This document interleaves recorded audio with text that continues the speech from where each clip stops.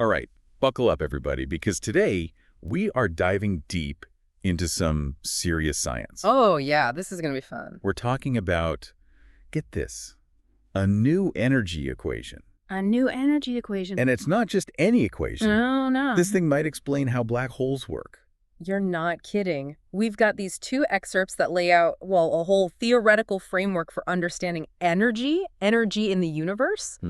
And you know what? At the heart of it all is this equation for, wait for it, quantum singularities. So we're talking black holes, right? Exactly. Those massive objects in space where gravity is just so strong that nothing, not even light, can escape. You got it. And this equation might hold the key to understanding them. That's what we're looking at, yeah. And it all comes down to these quantum singularities, thought to be, at the core of black holes. Right. And the really exciting part, this equation it kind of bridges the gap between the world of those massive objects, the stars, the black holes, and that tiny world, that teeny tiny world of quantum mechanics. Okay, I'm definitely intrigued. Right. But before we get too deep into black holes, Sure. Let's break this equation down because it looks a bit intimidating, to be honest.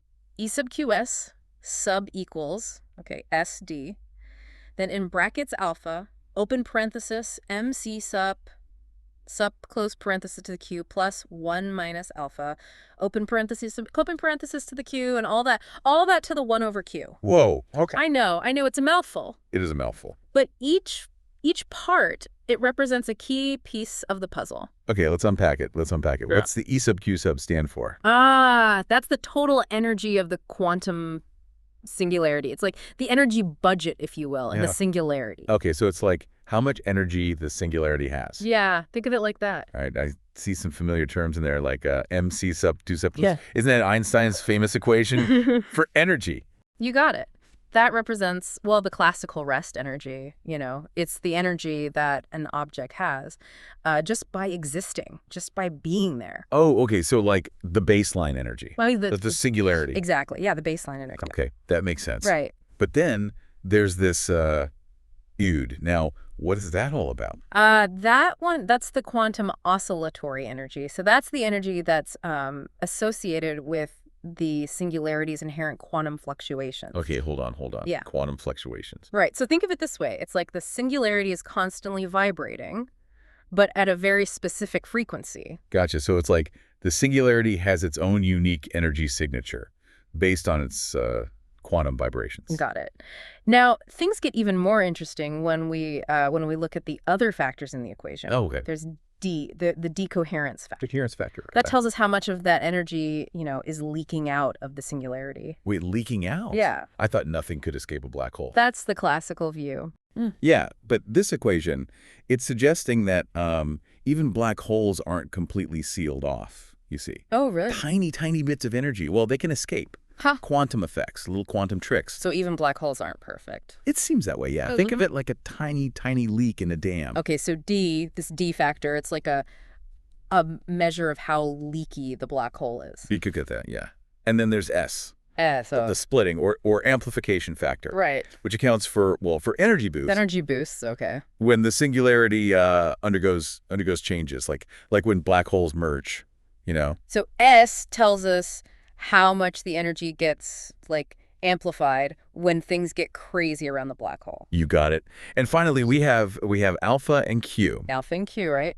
Those are factors that, they control the balance between the classical energy and the quantum energy of the singularity. Well, they're like the volume knobs, adjusting the mix of those two types of energy. A perfect analogy. I like it. What's really remarkable is that this single equation, it captures so much of what we know about black holes. Okay, so I'm starting to see how this equation might be a game changer.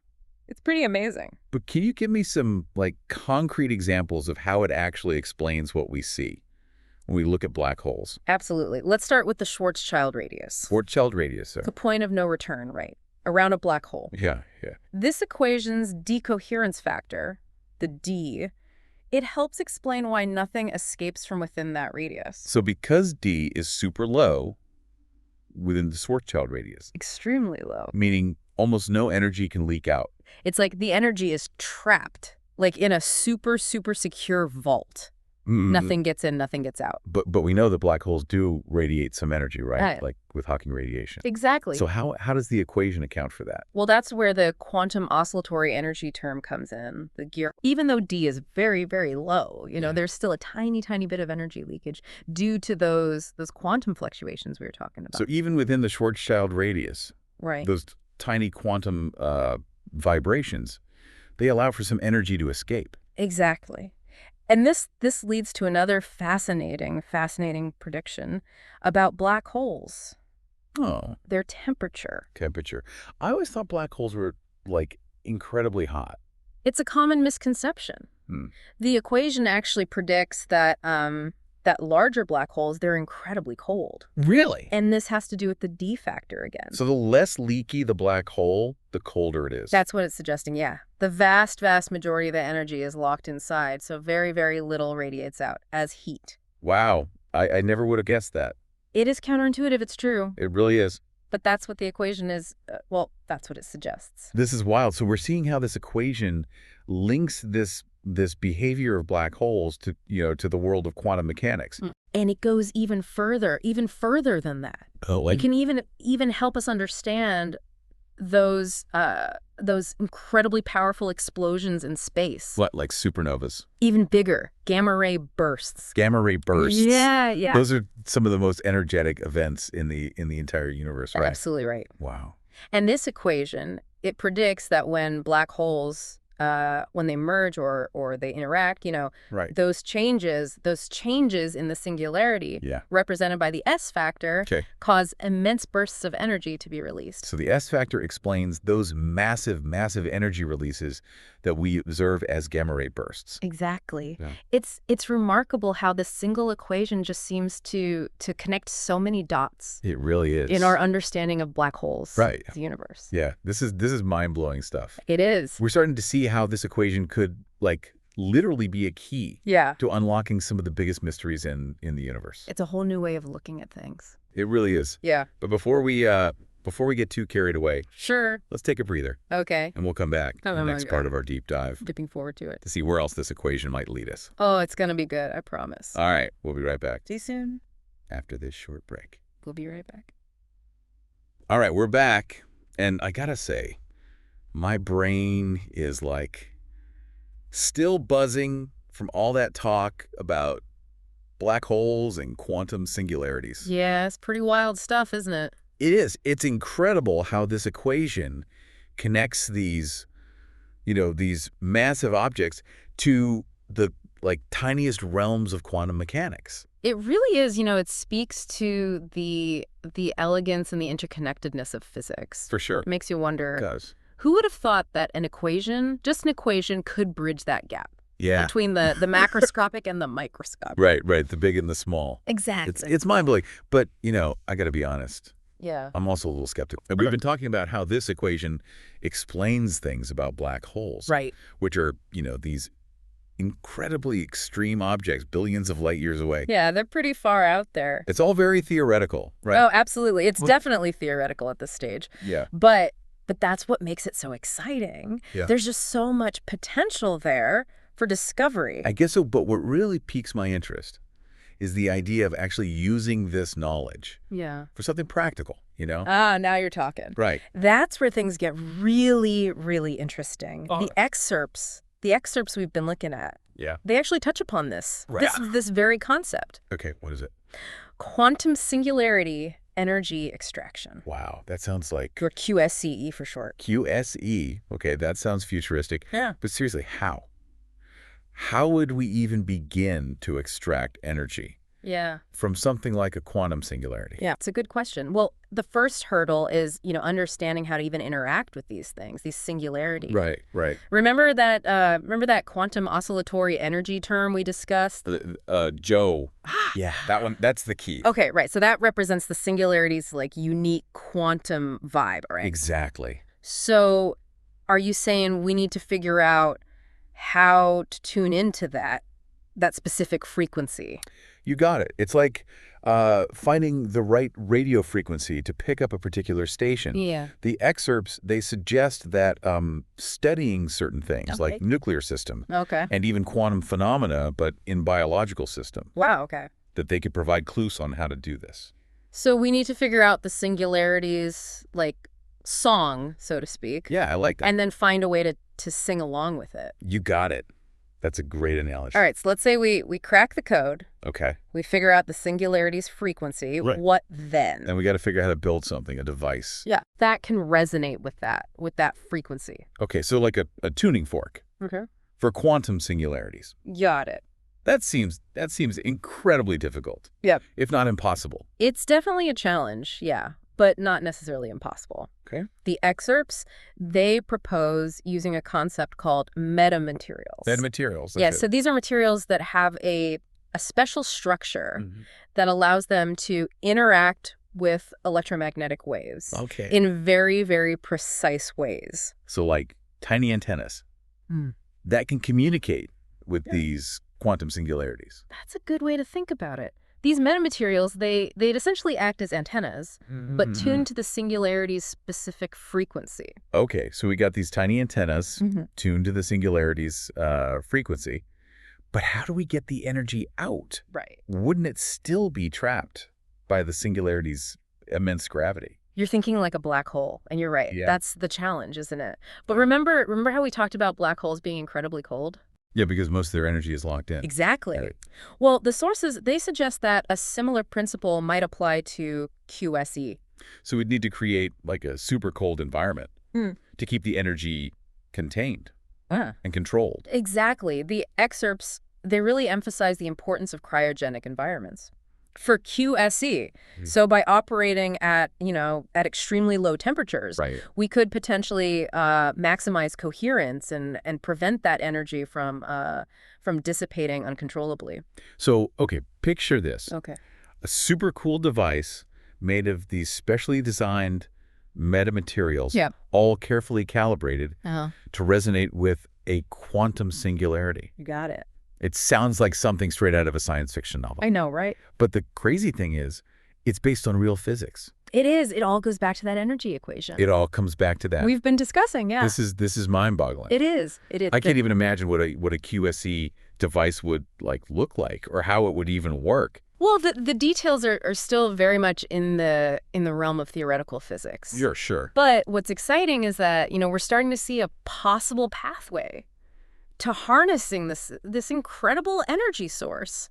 It's wild to think about. It is. It is. I can't wait to delve deeper into the potential implications of QSE. Yeah, let's do it. If it truly is possible, it could revolutionize everything. Oh, absolutely. But let's save that discussion Okay. for the final part of our deep dive. Yeah.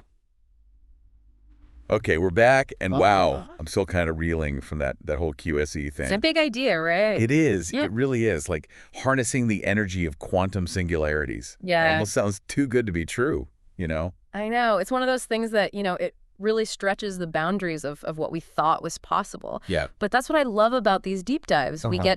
get to explore these frontiers of science Yeah.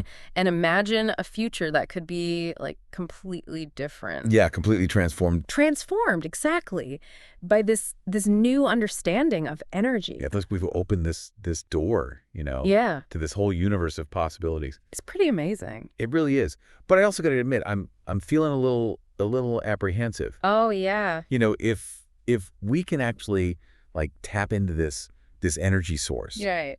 wouldn't it be incredibly powerful? Oh, for sure. And wouldn't that come with a huge responsibility? Absolutely. You're hitting on a really, really crucial point here. Yeah. This isn't just about scientific breakthroughs. Right. It's about the ethics of it all. Yeah, exactly. Who would control this technology? That's a big one. Right. How do we even ensure that it benefits everyone? Yeah, equitable access. Yeah. Not just like a select few. Right. That's huge. And what about the risks? Yeah. We're talking about forces that we barely understand. That's right. We're really stepping into uncharted territory here. Right. Couldn't something go wrong? It's a possibility, yeah. Yeah. We need to really think this through. Yeah. We need to have a really strong ethical framework in place Right. to guide how we develop and deploy this. Yeah, before it's too late. Exactly. We need to be cautious, Yeah. thoughtful, Yeah. and just really aware of what could happen. Yeah. The good and the bad. It's almost like we're at this crossroads, you know. I know, it's a powerful, powerful image. Yeah, like this technology, it could solve so many problems. Yeah, the potential is huge. Right. Like climate change, energy scarcity. Things that are plaguing us right now. Exactly. Yeah. But it could also create, new problems, new inequalities, new dangers. Right. We don't want to just replace one set of problems with another. Exactly. It's a balancing act. It really is. It's a lot to think about. It is. But these are the conversations we need to have. Right. Right now, yeah, before it all happens. Before it all becomes like a reality. Exactly. We need to engage everyone, Yeah. Scientists, policymakers, ethicists, the public, everybody. Yeah, we need to have a real dialogue about this. Absolutely. And figure out, how to navigate this new world responsibly. Responsibly, yeah, it's a big task ahead of us, but Yeah. beyond the practical stuff, ethical stuff, I can't help but think about like the philosophical side of this, Oh, yeah, for It sure. really challenges like our whole understanding of energy, doesn't it? Absolutely. It turns everything we thought we knew on its head. It does, because we've always thought of energy as something that, we extract. Right. Something we got to take. Yeah, like from the environment, from resources, like burning fossil fuels. Yeah. Or harnessing the power of the sun. Or the wind. The wind, right? Yeah, but this equation, it suggests that energy is like already there in the universe. It's inherent, yeah. Yeah, it's accessible through these quantum singularities. It's a completely different way of looking at it. It really is. It's a huge shift in perspective. It is. It makes you think. It makes you think about like our relationship to the universe and our place in it. It's not just about us taking. Yeah. It's about understanding that we're part of something much bigger. Wow, this deep dive it's been incredible. It has. We started with this seemingly complex equation. Yeah. And we've ended up talking about, the future of humanity. Yeah. And our understanding of the universe. It's been a journey, that's for sure. It really has. It's been mind-expanding, thought-provoking, a little overwhelming, all at the same time. And that's science for you. It is. But I guess that's what keeps it interesting, right? Yeah. Absolutely. And the thing is, who knows? Who knows what else is out there? Yeah, yes. What other wonders are waiting for us? Right, as we keep exploring. It's an exciting time to be alive. It really is. It's a good reminder that we still have so much to learn. We've just scratched the surface. Yeah, so much to discover. That's what makes, science so fascinating. For sure. Always pushing the boundaries, asking those big questions. Exactly. Well, that's it for this deep dive. But like you said, the journey of discovery, it continues. It always does. So to everyone listening out there, keep questioning, keep exploring, and never stop being curious about the universe and our place in it. Well said. Well said. Thanks for joining us. It's been a pleasure.